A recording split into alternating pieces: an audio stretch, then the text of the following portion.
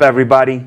Welcome to Tale of the Tape. We're here for yet another week talking MMA, and this week we have the UFC Fight Night, Saturday, June 1st. Weirdly enough, it does start at 1 p.m., so it's an early start time. Hopefully, this episode's airing on Friday and not Saturday at 6, because if it airs Saturday at 6, you've probably watched most of the fights, if not all the fights by that point. But you know, we don't have much say of all of our time slots, so we hope that this is airing on Friday for you and you get to watch it in advance.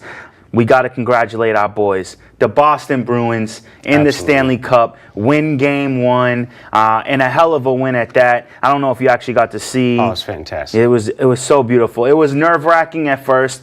They, 2 points scored against us in the first period, but I think that it was kind of like an Anderson Silva fight. They took that first period to figure them out, and then came out swinging to put up 4 goals to finish out the remaining 2 periods. I was quite impressed. I think even them scoring early wasn't really indicative of how the game was playing. It was just 2 missteps by the Bruins, the bad pass by Pasternak behind the net, leading to the goal. Yes, I know. I remember that. And a mess-up play by Johansson leading to the goal. But, we were still, I think, outplaying them even early on. And then the class 100%. Just showed over time. Yeah, no, I agree with you. We were actually talking about that, me and Denny, when we were watching it. We were just like, man, we're the better playing team, but they got 2 goals on us. And I will give them the benefit of the doubt, even though both goals happened on missteps by the Bruins. The plays were set up. It wasn't just a one-timer at the net. They made a few passes and then boom, hit the open shot. Right, it was perfect execution. We talked about that last week too, about how they passed great, but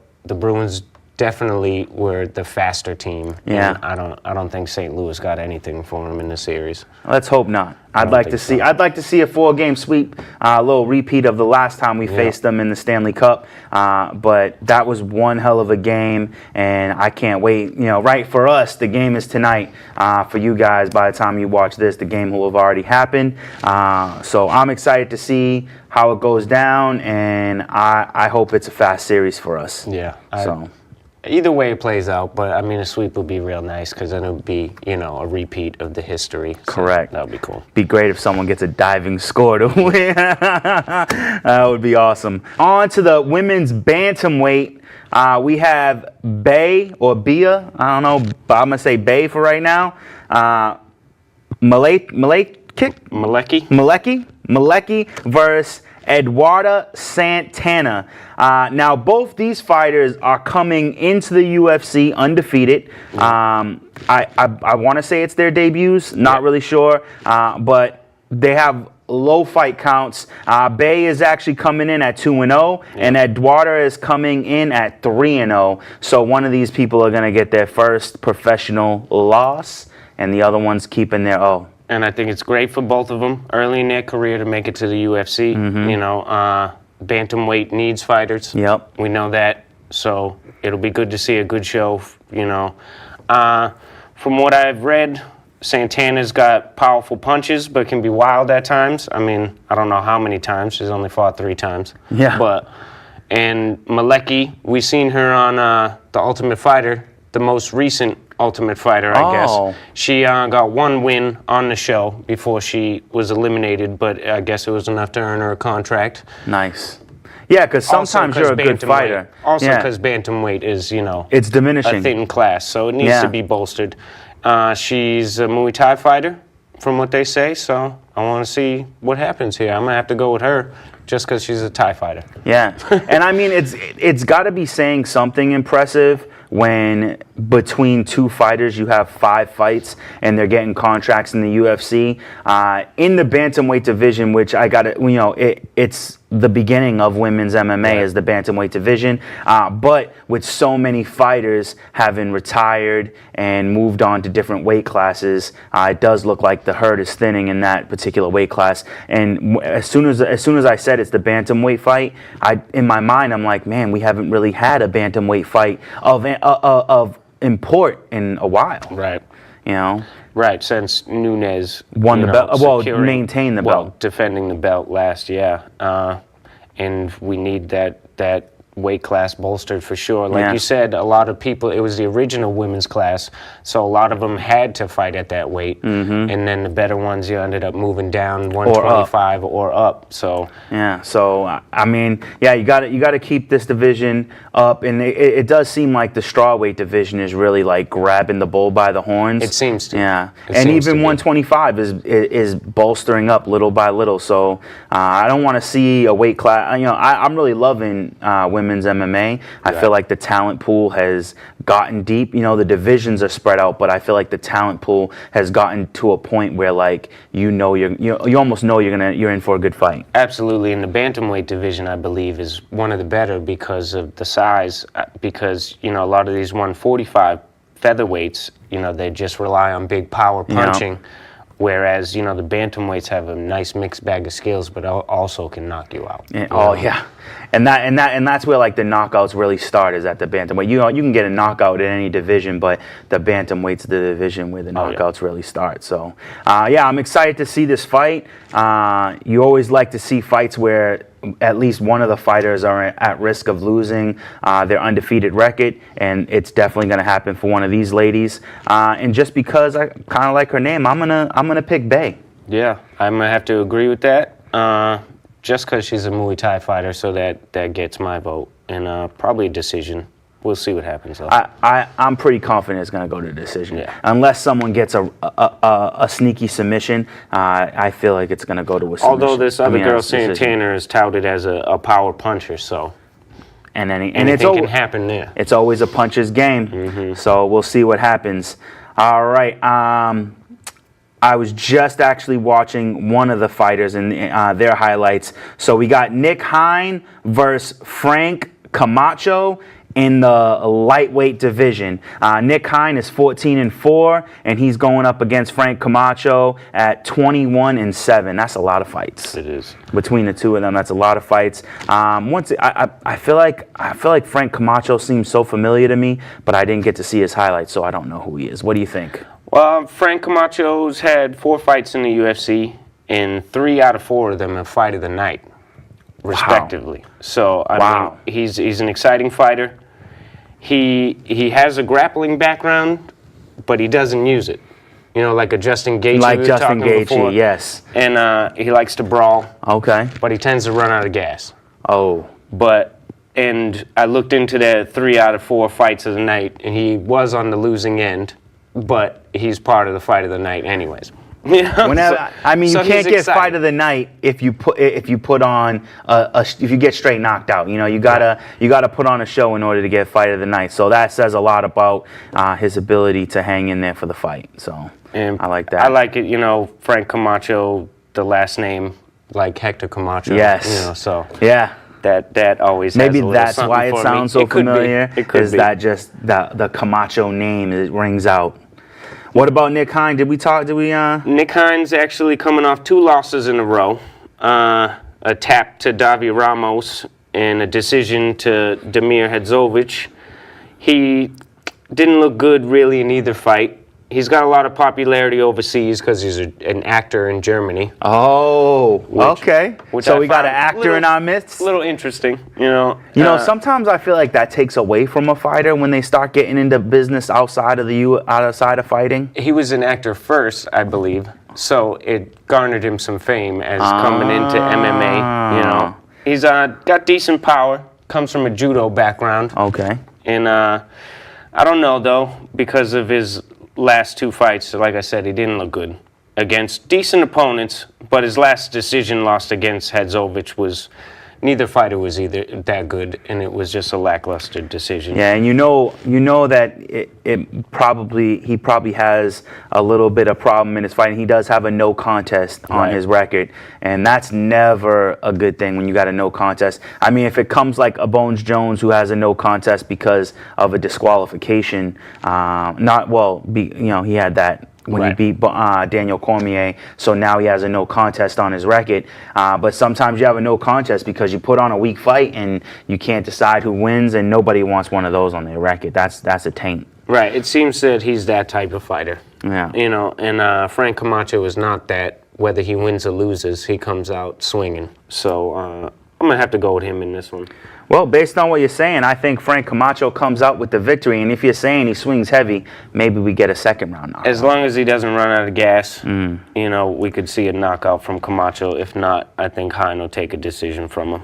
So, all right, so maybe if it goes the distance, we might have, what'd you call it the last time? Not fight of the night, but the least of the night? Least of the night. Yeah. So I'm going to say, based on the lackluster information that we have on this fight, the ability to run out of gas quickly and the lack of just excitement, we might be looking at the least fight of the night. Possibly. But you never know. Yeah, you never know. We might get first round, 1 minute, 30-second KO, and that's always awesome when you see one of those happen. All right, and now we move on to the next fight, and it's a lightweight fight. Stevie Ray with a record of 22-8 going up against Leonardo Santos, who also has a 16-3-1 record. And, I hate ties, man. Like majority draws. It's hard to tell because unless you see the fight, I mean, it could be really lackluster where both guys are grinding the whole time, or it could be high caliber and it's just not enough to tell between the two of them. Yeah. I mean, I've seen fights like that for sure. The only one I ever seen that ended in a majority draw was hilarious.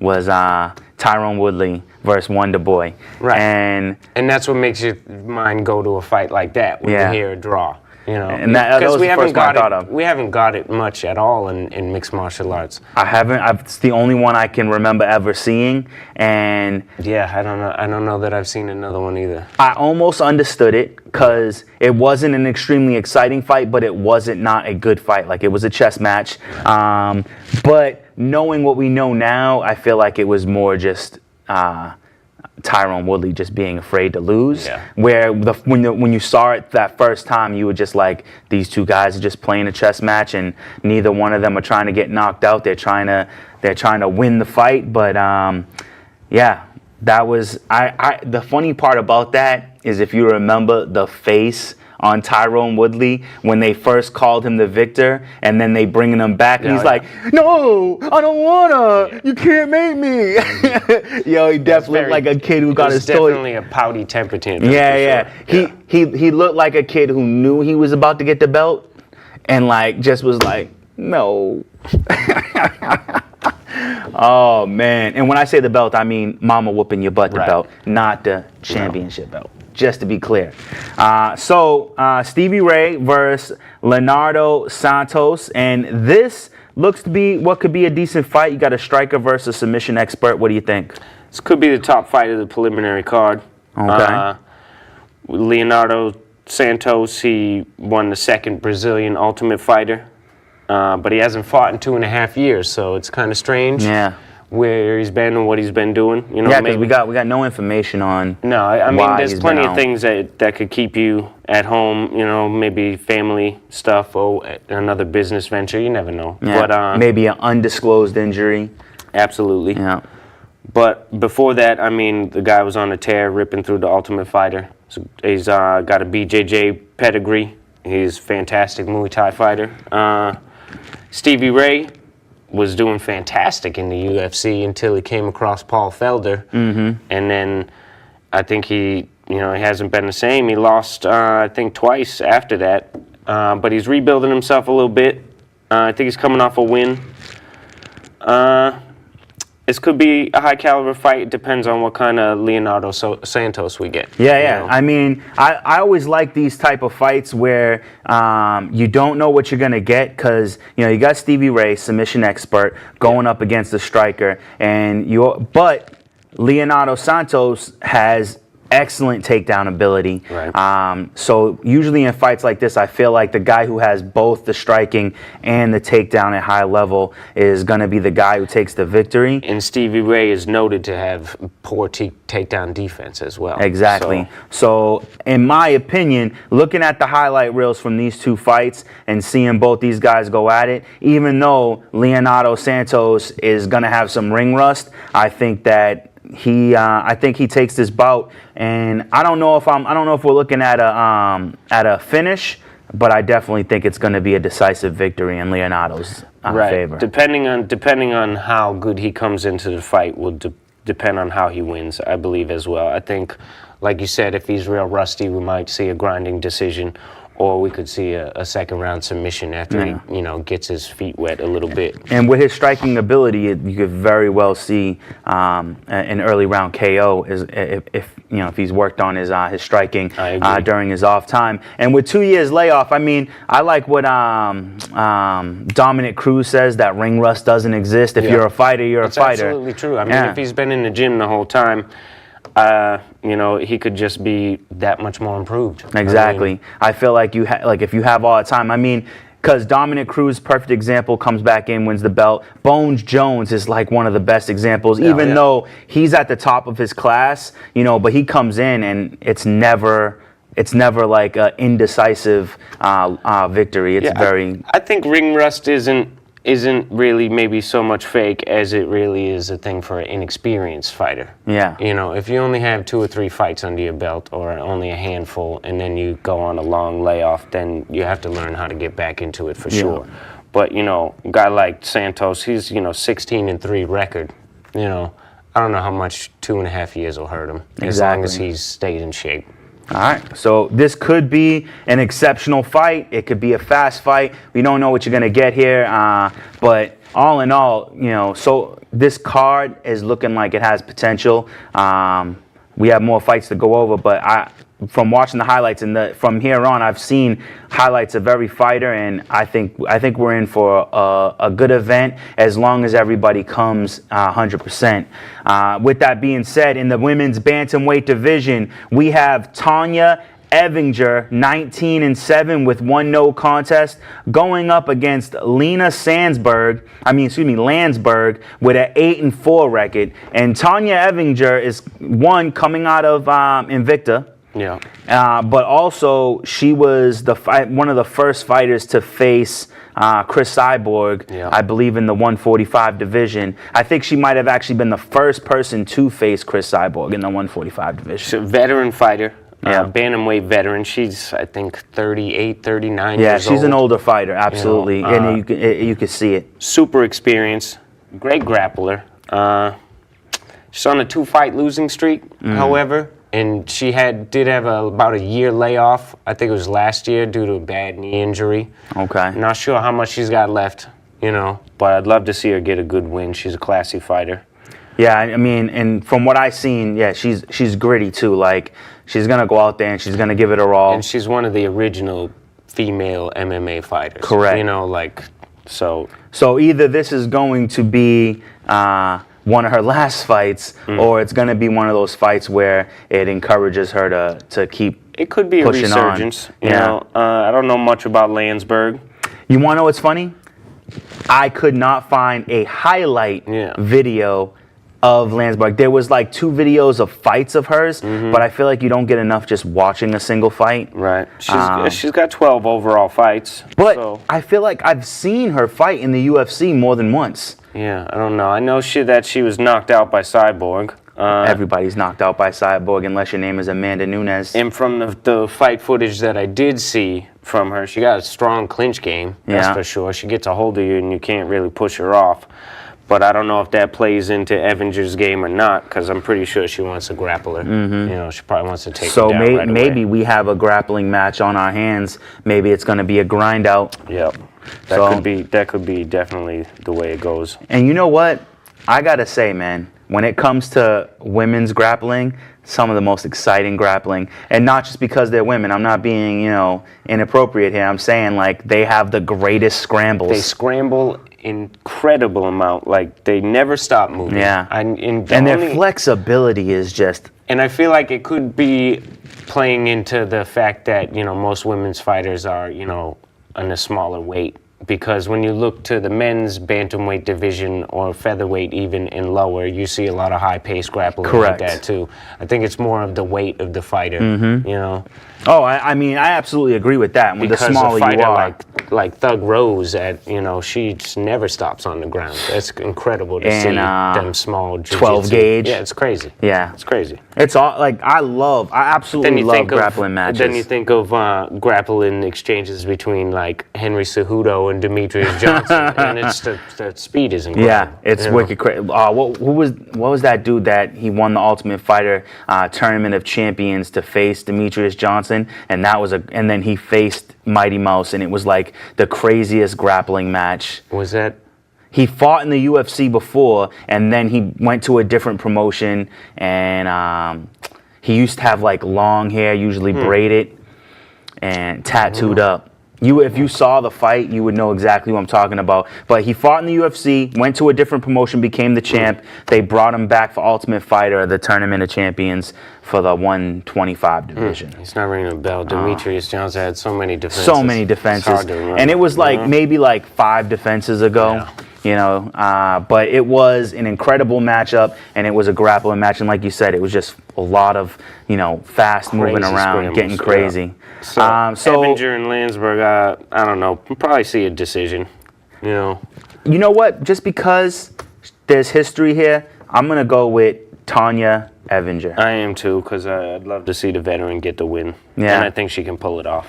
And the fact that there's not many highlight reels, or if any highlight reels on Lina Landsberg, means that someone didn't take the time out to make one, so that does not bode well. Although they are, if I'm not mistaken, at the top of the preliminary fight card. Yes, I think so. I think that's the main fight in the prelims. So that does say something. They're being given the top fight of the prelims. So maybe this will be a highlight reel fight. We'll never know. Well, we don't know right now, but we will know. Right. All right.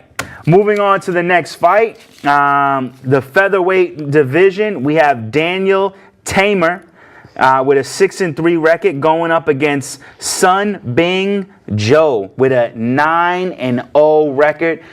Believe making his UFC debut. Absolutely.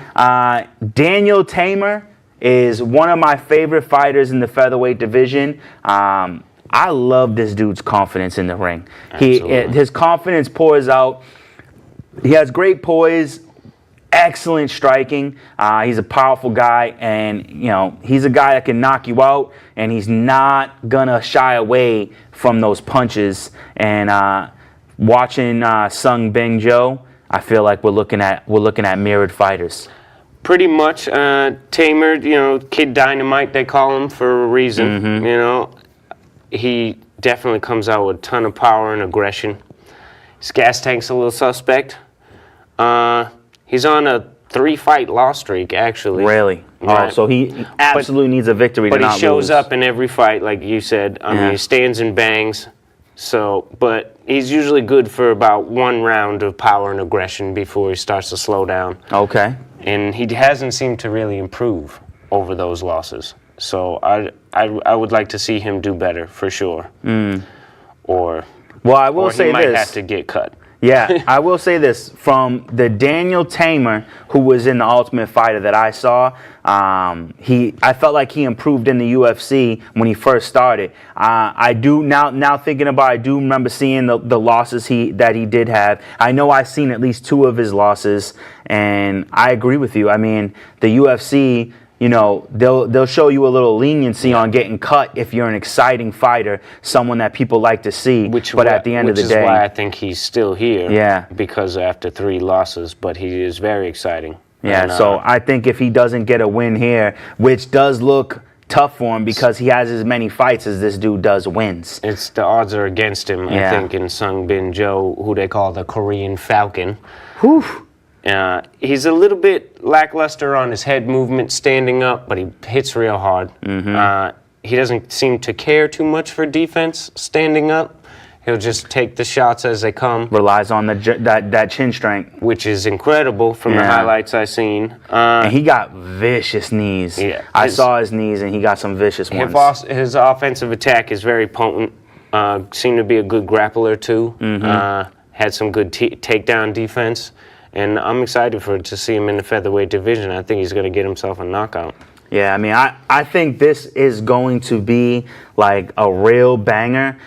This is probably one of the fights I'm most excited to see, and the fan in me would love to see Daniel Teymur take away that undefeated record and maintain his stint in the UFC and hopefully turn it around. But the knowledge of fighting and seeing the highlight reels of Sung Bing has me not feeling so good for the likes of Teymur. So just for argument's sake, I'm going to take my boy. I'm going to take him a roll of dice on him, and I'm going to say that he gets a surprising first-round knockout. It's a roll of dice fight. I mean, we'll call it a pick-em brawl. Yeah, you know, absolutely. So they're going to stand and they're going to trade, and whoever gets hit first. Yeah, it's going to be an exciting trade, though. You have to make sure. I mean, I'm pretty sure that this is the first fight of the main card. I'm almost 100% certain on that. So you better make sure you're watching this particular fight because I think you're going to see fireworks,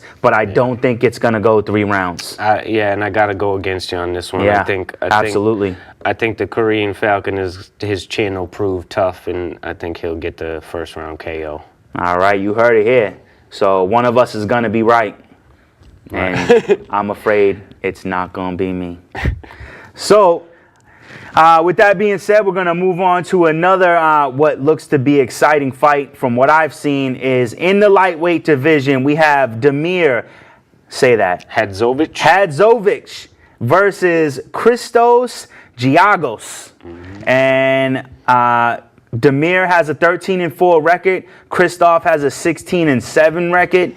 And I mean, Damir is vicious. He's got vicious punching power, but he's also has vicious ground and pound.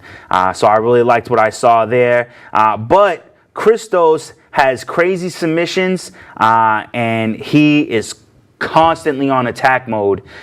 So this looks like it could be a real, like, just an exciting, high level, high caliber, high velocity fight. What do you think? Oh, absolutely. Could be a real top tier fight of the night. Hadzovic, love his game. He's a workhorse type of fighter. He's on a 2-fight win streak. Okay.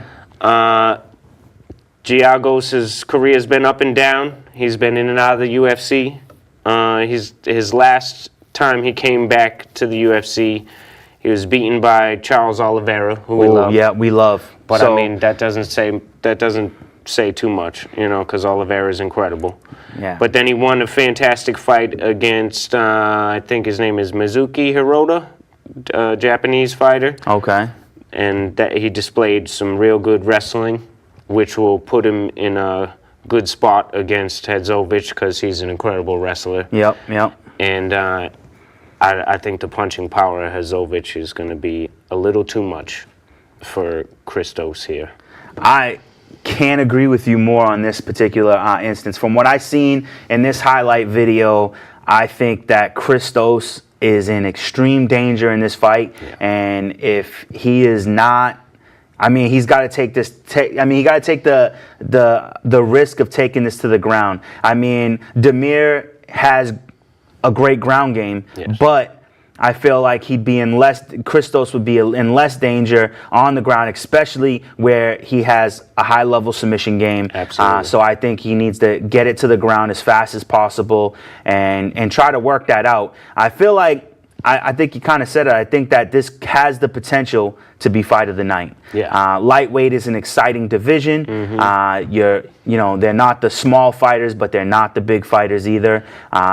This is an exciting division, and I think that I can't wait to see this fight. I've never seen either one of these guys fight before, so I'm really excited for it.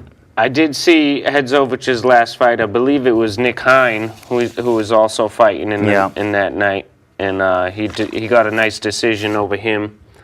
Just a decision, though, huh? Yeah. Oh. So, I mean, we'll see. It could be serious sparks. You know, Hadzovic got the big power. Giagos got the good submission. Both decent wrestlers. They're both at a point in their career where it's, you know, advance or move down or drop. Yeah. You know, so yeah. This could go either way, but I'm gonna have to go with Hadzovic. for the punching. He might be able to finish it with a ground and pound, but most likely it'll be a decision, I think. You know, I always like to zig when everybody else is zagging, but in this particular fight, I'm zigging because I don't think that Christos can beat Damir. I think this is going to be. I'd love to see an evenly matched fight, but I think this is going to be one-sided. It might not be overwhelmingly one-sided, but I do think it's going to be one-sided. And if there's a decision, I think it's unanimous. But I do think that we get a TKO Damir with the ground and pound. Yeah, and very possible. Yeah, I think it's gonna be second round. Giagos is a tough, gritty guy. He could hold on, you know, but I don't see him mounting too much offense in this fight, you know. All right, you heard it here first. We both got Damir. That's a unanimous decision, and when it's unanimous, we're probably going to be right. And with an exception for Thug Rose, because that was just an unforeseen event. We're sorry, Thug Rose, because we love you. All right, now on to the men's featherweight division. We have Makwan Amirkhani. Right. Okay, we'll say that. Amirkhani. And then going up against Chris Fishgold, easy name to say. Makwan has a 14-3 record, going up against Chris Fishgold, who has an 18-2 with an 8 and a 1 majority draw. Makwan is an excellent striker. He's got good submissions. Chris Fishgold, he hits hard. He's fast, and he is relentless. From what I saw in the highlight videos, this can also be an exceptional fight. What do you think? Another one that, you know, depends on how the fighters show up, because either one has the tools to win for sure. Low loss record on both guys, and they're both, again, like the last fight, they're both in a position to either go up or down. Makwan, he's got 4 out of 5 wins in the UFC. He's only fought about once a year since he came into the UFC, which is a little odd. Yeah, it's low, you know, unless his fights are always like hard fights. That could be that too. He's very impressive. Very impressive. Chris Fishgold is aggressive action, like straight to it. Yeah. Like I said, the best word for me was relentless. Yeah. Like, he does not let up. He's constantly on the attack. He's definitely gonna win the aggression stat. Oh, absolutely. In this fight. So he lost his debut in the UFC, but then he rebounded with his last fight with a win over your boy Daniel Tamer. So he's the one of the people who beat Daniel Tamer. So I mean, we know he's good, and this is gonna be fireworks. Yeah, I think that this is another one of those fights that has the potential for fight of the night. You know, you can say it about almost any fight nowadays in the UFC, because the UFC is not lacking in talent anymore. Oh, yeah. Like, we can tell you just from, I don't know how long you guys in particular have been watching UFC, but from the days of Chuck Liddell to now, the talent is just incredible. It's pretty hard to separate these guys, and these women. It's hard to pick who is going to win in these fights. Because at the end of the day, man, the thing I love about fighting, every once in a while, I have a passenger in my car when I'm doing Lyft, or I'm talking to someone randomly, and fighting comes up, and they're like, "Oh, I don't like watching the UFC. The fighting is too much for me." And I'm like, it's the ultimate test, of who you are as a person. Like, you step into the ring, and those gates close behind you, and it's you and somebody else, and the person across from you is looking to hurt you, and your job is to not only not let them hurt you, but actually hurt them and stop them. And I always say this every once in a while. I don't know if it was Mike Tyson who said it or whatever, but everybody got a plan until they get hit in the face. And I don't know, man. Fighting is just so awesome. Oh yeah. Like, and the discipline. winners are the ones who can get hit in the face and still have their plan, and still execute it. And then, like, a guy who's just getting the mayhem brought on him, and either one endures and keeps getting up and keeps coming back, or overcomes the adversity and then pulls out the W. One of the best fights. I wish I could say his name. He's a heavyweight, tall, bald, white dude. Stefan Struve. Stefan Struve. He had this fight, and I don't remember who it was against. You might remember who it was against, but he was getting the bag beaten out of him. Dude had him on his back, standing up, just straight dropping bombs on him, like laying this dude out left and right. His lip was like drooping, and then came back and got the knockout. And it was just crazy. It's like this, like you're watching that fight, you know it's over. Oh yeah, and that's a fight against yourself too. Like, am I gonna give up to this, or am I gonna be able to, figure this out and try to come back? It's crazy. And there's no better way to put yourself in harm's way than to be a fighter. Waking up in the morning knowing that you're about to get into a fist fight. Knowing that you will be hit, you will be hurt. But the point is to just do better than the other person. Exactly. And the fact that you put your body through so much training, preparing for weeks on end to fight this one person, stepping into the ring and getting beaten right away. And then going back to the drawing board yep, got to do it again. To have the conviction to do something like that is something I admire greatly. There's a lot of emotions involved. I mean, I don't know personally because, I never lost in a competition, but to get beat after trying so hard, the depression that must come with that has got to be incredible. I couldn't imagine it. I've never lost a fight either, and I don't fight professionally. That's not a test to anybody out there. We're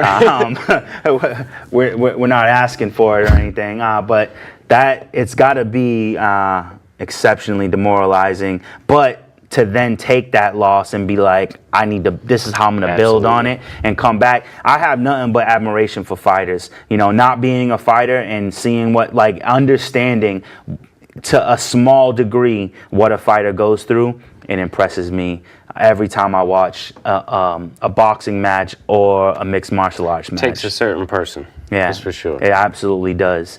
So remember that next time you're watching a fight and you're saying it's boring, get yourself in a ring and see how you fare against a professional fighter, and then you can say something. So in this particular instance, I think I'm going to go with the relentless attack of Chris Fishgold. That's a good pick. It could easily go that way because of his aggression. I mean, if he doesn't catch him, I feel like Amir Khani is a better grappler, and that could tell true in the end. I think he should probably use that grappling to get away from Fishgold's power, and I could see him ending up with a decision if he doesn't get knocked out. And he's no slouch in the striking department, so that's something to take into consideration. Well, you got a split decision on this particular fight, and we can't wait till next week to tell you how it went if you didn't watch. All right, next, we got all light heavyweights for the final three fights. This fight looks to be a nice slugfest between Jimmy Manuwa versus Alexander Rakic. Yeah. Okay, I like that. Jimmy's got a 7-5 record, where Alexander has an 11-1 record. Both these guys are high intensity strikers. I don't know if I'm going to say high level strikers, but definitely high intensity strikers. They're going for that one shot knockout, but they're not throwing just that one punch. It's definitely coming in waves, and these guys are throwing with malicious intent. I think that's well said because, usually power puncher, somebody who knows they had that knockout puncher, they might rely on the single strike at a time. Correct. But that's well put with these two fighters. They like punches and bunches. Absolutely. Love it. Punches and bunches. Manuwa is definitely a combination fighter. They're big light heavyweights, these two. Solid. Solid light heavyweights. Big upper body guys. Big time strikers, like you said. I think Manuwa was on track to title defense before he ran into Volkan Ozdemir. Yeah, that's the thing I hate about Jimmy Manuwa. And he kind of ran into him. Yeah, he kind of does that. Yeah, the thing I don't like Jimmy Manuwa. His thing is that he puts dudes to sleep with that one punch. If he catches you on your chin, you're going to sleep. But if you catch him on his chin, Yeah. he is also going to sleep. So, and that's the crazy thing about him is that I feel like that your chin is glass and you just don't care. Right.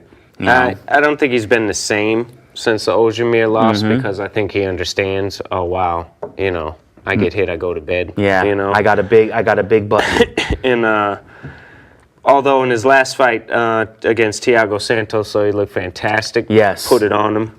And to be honest, I really thought that was going to go the other way. It could have, but Manuwa came back to his old self, and it's exciting to see him in this one. And it's actually funny, that fight when he fought Volkan, that was supposed to be Volkan versus Bones, right? And they replaced him with Jimmy Manuwa, and you are right. I think Jimmy Manuwa was supposed to go up against him, but I think he ended up having. Did he fight Cormier instead? Yeah, Volkan ended up fighting Cormier for the belt after that. Yes. So, this looks to be definitely one of those fights that ends in a knockout. We definitely got this whole card. We got guys who have fought each other before, fighting in different fights. It seems to be the theme, actually. Yeah, it does seem to be the theme of this entire card. Because I think that might be because we have, certain weight divisions showcased more than others here, light heavyweight and lightweight, and they seem to be the predominant thing of the card. Absolutely. Yeah, and the good thing about it is it's all potentially exciting fighters. Big moving fight. All these light heavyweights are going to move the division around quite a bit, depending on who wins. Those highlight reel hits. That's what you're going to be looking for in this particular event is the highlight reel hits, man. These guys are going to be putting it on each other, trying to take each other's heads off, and I think no fighter is more so in this particular card than Jimmy Manuwa and Alexander Rakic. Yeah, absolutely. I think Manuwa's got more to lose here. Yeah. Rakic, up-and-coming fighter. He's got 3 wins in the UFC. It's his first real big test, against a big name. And I think he can perform. But I'd hate to go against Jimmy Manuwa's tried and true power. He's 39 years old, though, Manuwa. I didn't know that. I knew he was up there. But I didn't know he was up there until you just said it. Like that just. I knew he broke into mixed martial arts at a late age. He was 30 when he turned pro. Oh, wow. So, and he's spent quite a few, he got to the UFC pretty quick, but he's been around, a few years now in the UFC. Okay. And, I'll have to give him, I'd have to lean towards him with the knockout in this one. So this is where I will zag. And I'm going to take Alexander just because... Either one is a safe bet. Yeah, I think either one is a safe bet, this is one of those fights that's absolutely 50-50. But I haven't seen Alexander get straight knocked out, so I don't know how strong his chin is. I know that not many people's chin is going to stand up to the punching power of Jimmy Manuwa. I'm going to say that maybe, just maybe, he might get one over on Manuwa in this fight, and I'm going to say second round knockout. Very nice. All right, now moving on to a really awesome fight, another light heavyweight. I don't know how to say his last name, but Volkan what? Ozdemir. So Volkan Ozdemir versus Ilir Latifi. And I don't know why, but I did not know Latifi was a light heavyweight. I thought he was a middleweight. Maybe, did he go up a class? Up a weight class? I don't think so. He's pretty huge. He is a huge dude, but so is what's his name? With Yoel Romero. Yoel Romero's a big dude. That's a huge 185. That's a huge 185 guy. So, but I really like. I love the looks of this fight. This fight looks to be exciting. Latifi does have I don't think he has a high gas tank. I think that if it goes the distance, Volkan has the advantage. But both guys have real good punching power. I'm not sure against Volkan's gas tank too much. When he fought Anthony Smith, who's in the main event. He was doing real well, but then he gassed out, and Smith turned it around, which he's a late winning fighter. He does that, he doesn't go away, but he was definitely winning. He's on a 3-fight losing streak, which kind of caught me off guard. Who is? Volkan. Wait a minute, since he lost to DC lost to Smith, and he lost another one in there in between. I thought the last fight he had was a loss, because I swore the last fight he had was a victory. But maybe I'm wrong. Maybe I'm just remembering it wrong. Pretty sure. Maybe he was winning it at first and then lost. He was beating the hell out of Smith, and then Smith came back out of nowhere. Oh, and maybe that was the fight. I believe that's the fight that earned Smith his shot against John Jones. There you go. All right. So I was off. I hate to see Volkan down here. I think he's a great fighter.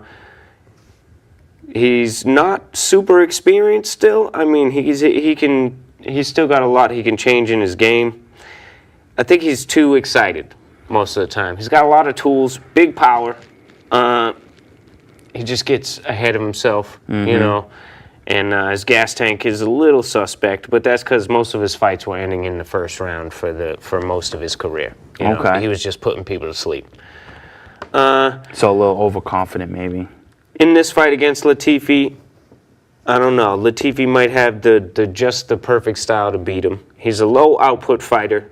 Doesn't he have a good wrestling too? He's an incredible wrestler. Yeah, that's what I was thinking might be his advantage in this fight, was his wrestling. He's coming off a loss to Corey Anderson, but Corey Anderson is nice. He's a tough fighter to beat. I love Corey Anderson. He's a good fighter. But where Latifi is a low output guy, throws one shot at a time, you know, plays it safe, type of thing. Kind of like a Tyron Woodley. Depends on the big one punch or the big one takedown to get you in a submission, you know.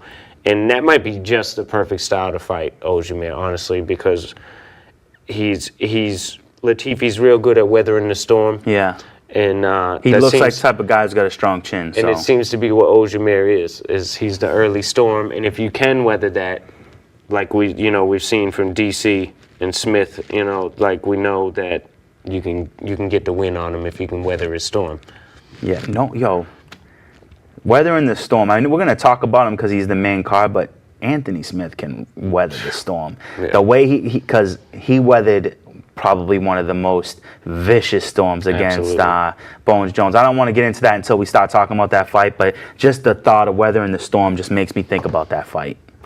But so I think this could be a good fight. I think it has potential, but the more you talk about it, the more I think, maybe Latifi could pull this out. I personally want to see Volkan win this fight. I don't want to see him go on a four-fight losing streak. Yeah. That could send him to Bellator. I think that would get him cut if he loses. Although all 3 fights that he's had that he's lost have been pretty exciting still. I mean, and decision fights. And he's never been outclassed. Yeah, you know exactly. So, and except by DC. Well, who doesn't? Besides Bones, who doesn't get outclassed by DC? I mean, and DC is on a whole severely level. outmatched in wrestling against Daniel Cormier. So, well, we'll see what happens. So you're going to take Latifi? I think Latifi can pull this out with probably a third round KO as Ozdemir dwindles. Third round KO. Latifi's got an endless gas tank, and he looks for the one shot. So I think he could land it late.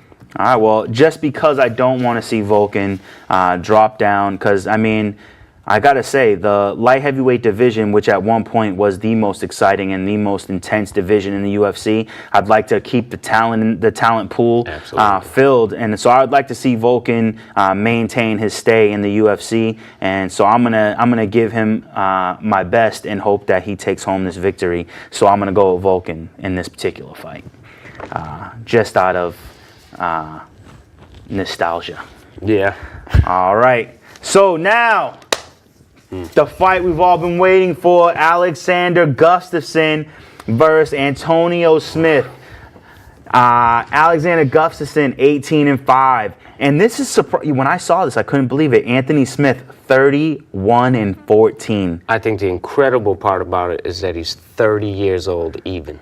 That's crazy. With 44 fights. 45 fights. Yeah, 45 fights. You know what? I was looking at the 4 and not the 14. So, 45. That's ridiculous amount of fights for a guy this young.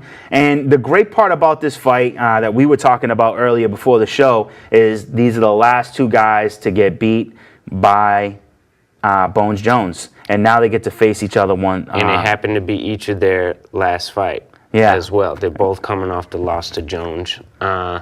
Gustafson had a little more time to, heal up, but Smith is ready. He's game for anything. Yeah, you know what? We just said, like, he can weather the storm. But you know what impressed me?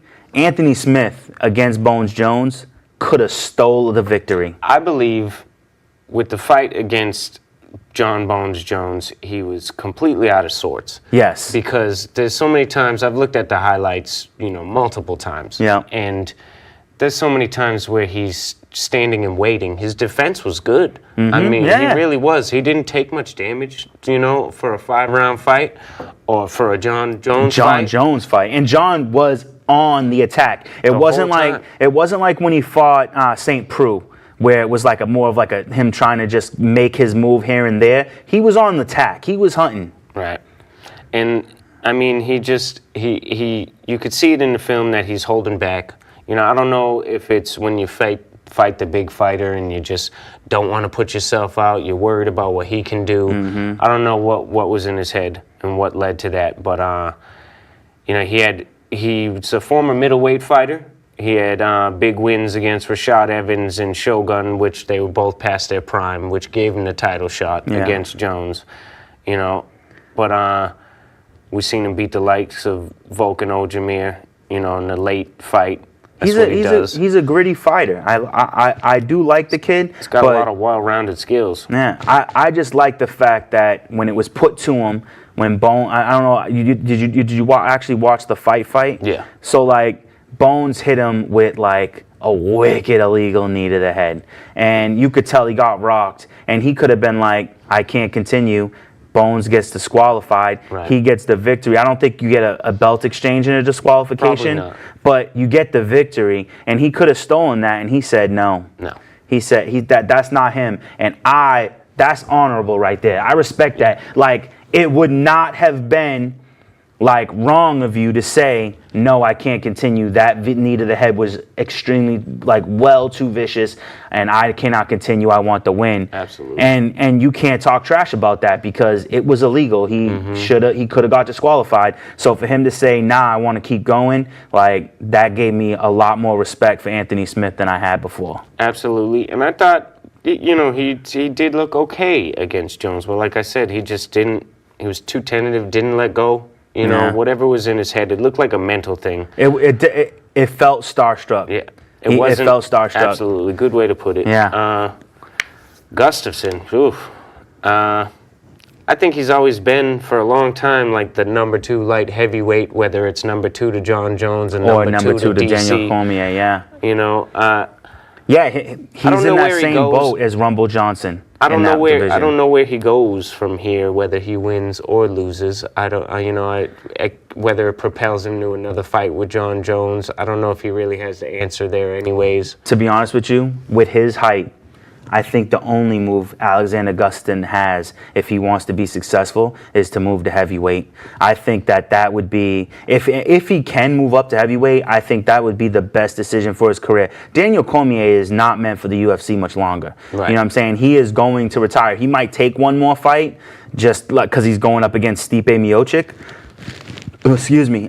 So I think that if he wants solid victories, because Alexander Gustafsson is a great fighter. Great fighter. Like top of his game and one of the best in his division. Absolutely. If he moved up to heavyweight, I think he would be a problem.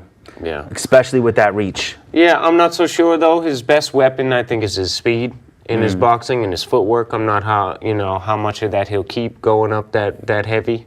I mean, is it that much? I think it starts at like 216, doesn't it? I think it's 225. Oh, is it 225? Yeah. Oh, okay. So, I mean, he got to put it on at least 20 pounds. Yeah, at least 20 muscle, pounds. But how much of that does he cut? Maybe it's just no cutting. He doesn't come in looking like a super lean guy at 205. Yeah, you ain't wrong about that either. What about the possibility of cutting down to middle? Do you think he has that in him? That could be interesting. Like you said, he's very tall, very rangy with that reach. But I think Smith is right up there with the reach. He's like 2 inches lower, so I mean he's not too far away. Yeah. This is a high caliber fight. I feel like if Smith can weather that storm, and he strikes well, and the takedown defense is good, we could see maybe a TKO for him late. But I think Gustafsson probably submits him if he hurts him early, which he probably will, with what I would like to talk about right now, the technique of the week. Absolutely. Technique of the week. Let's do it. And that's Alexander Gustafsson's beautiful uppercut that he throws in the exchange. And what I love about what he does with it is he sets you up with a strike on the side.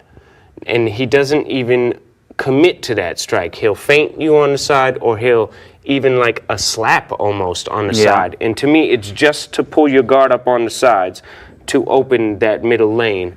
And he shoots that uppercut so fast down the middle. Yes. Better than anybody. Oh, and as you're describing it, I'm seeing it. And it's always off of a hook move. I feel like he caught the best on that with Bones. Your guard up to the side first. He never throws it without setting it up first.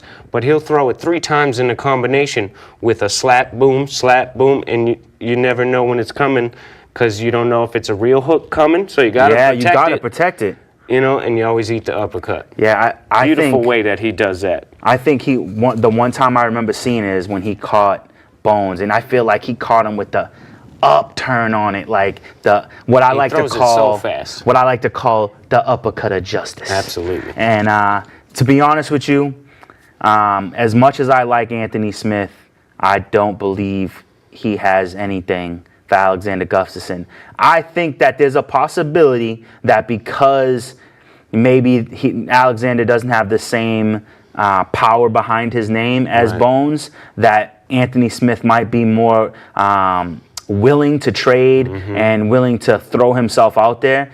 But I mean, if you look at the first fight between Bones and the one fight he had against Daniel Cormier and every other fight Alexander Gustafsson has had, like, he puts everything into it, high level. Absolutely. And I just don't know that Anthony Smith has the talent and the ability to go up against Alexander Gustafsson and pull out a victory. Everybody has a puncher's chance, but I just don't see it happening for him. I don't know. I think it's a lot closer than you're making it sound, honestly, with Anthony Smith. I think he did fantastic against Jones. Like I said, he was defensively just holding himself back. I think he put himself out of that fight. Oh, I agree with you 100%. He took himself out of that fight, but I don't think Gustafsson really looked good since he fought DC. Since the DC fight, this last fight against Jones, I think it was. Oh, it was. You know, it was. They said that he might have had some kind of undisclosed injury or something. Like there was a rumor of it, but I don't feel like Gustafsson's too smart to fight the likes of John Bones Jones with an injury. Yeah, and I also think that Bones was way better than the first time he fought Alexander Gustafsson. And you know, there's plenty of times you see fights that. I mean, the first time Bones fights Daniel Cormier, it goes the decision. He goes the distance. And Jones gets the decision. Second time, it was a quick, fast knockout. Not because Daniel Cormier wasn't as good as he was in the first fight. It just happened that way. And I think the same thing could be said about the Alexander Gustafsson Bones Jones too. Is that it just didn't go his way to go the distance. I'll give Anthony, he has great defense. Bones is a hell of a submission artist, and he could not submit Anthony Smith, even late in the rounds. So I don't think he's going to be taken out by submission, but I do think the decision's going to go. I think Gustafsson's got to hurt him to get the win, or Anthony Smith might come back late like he's known for and might steal it from him. All right, well. That's what we have. I'm gonna go Gustafsson, and I'm assuming that you're gonna go with Anthony Smith. Anthony Smith. Because I'd like to see him. Bold choices. So you see what happens with the split decision. I think the fight means more to him on his side. If he gets the win, I think that puts him back up at the top. And I would like to see him fight John Jones again. Whereas Gustafsson, I don't want to see really Gustafsson and Jones again. Where I think Smith could have a different fight than he had the first time against Jones. I don't disagree with that at all. I think Anthony Smith absolutely has more reason to win this fight. And yes, if he does win, I think that propels him up to the top of the line right again because it's Alexander Gustafsson. All right, well, we're running out of time here, so make sure that you check out all of our shows on Gym Bag Entertainment. Hit our YouTube channel. That's Gym Bag, one word, and then Entertainment. All of our shows include the 2 shows, the End Zone, and then you have our show, Taylor the Tape. And then coming in July will be The Flex. The show I've been doing for over a year now is coming to YouTube in July. And besides that, make sure you check us out on Facebook and Instagram. Give us your comments. Let us know of any input you have. We love to hear that type of stuff. But until then, we'll see you in the octagon, and have a good night. See ya.